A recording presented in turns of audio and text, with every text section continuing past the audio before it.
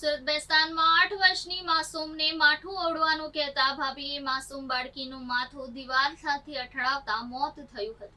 ઘટનાને લઈને પરિવારમાં માતમ છવાયો.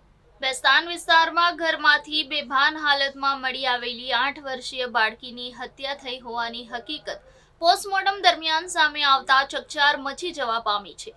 છેલ્લા 1 વર્ષથી માસિયાઈ ભાઈના ઘરે રહેતી બાળકીની ભાભીને મોતને ઘાટ ઉતારી હોવાની વિગતો સામે આવતા પોલીસ પણ ચોંકી ઉઠી હતી.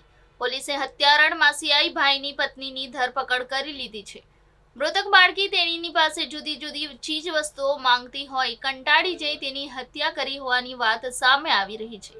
બેસ્તાન પોલીસે સૂત્રો દ્વારા પ્રાપ્ત વિગત મુજબ મૂળ મહારાષ્ટ્રના ધુલિયા ખાતે રહેતા અને ખેતી કામ કરતા કિશન મોરે પત્ની અને 3 પુત્રીઓ સાથે જીવન ગુજારી રહ્યા છે. ખેડૂત કિશન મોરેની 8 વર્ષીય પુત્રી સાક્ષી છેલ્લા 1 વર્ષથી સુરતના બેસ્તાનમાં રહેતી માસી વૈશાલીબેનના ઘરે રહેવા આવી હતી. સાક્ષી માસીના ઘરે રહીને આંગણવાડીમાં અભ્યાસ કરતી હતી. ગત સાંજે સાક્ષી સૂતી હતી, પરંતુ મોડી સાંજ થવા આવી છતાં ઉઠી ન હતી અને બેભાન હાલતમાં જોવા મળી હતી. એ પછી ગભરાયેલા માસિયાઈ ભાઈ ઇન્દ્રજીતે તેણીને એમ્બ્યુલન્સમાં નવી સિવિલ હોસ્પિટલમાં ખસેડાઈ હતી. તબીબે સાક્ષીને મૃત જાહેર કરી હતી. તબીબ અને પોલીસના પરીક્ષણમાં સાક્ષીના ગળે ઈજાના નિશાન મળી આવતા શંકાસ્પદ મોત નીપજ્યું હોવાથી બેસ્તાન પોલીસ મથકના પીઆઈ હિતેન્દ્ર ગઢવીએ ફોરેન્સિક પોસ્ટમોર્ટમ કરાવ્યું હતું.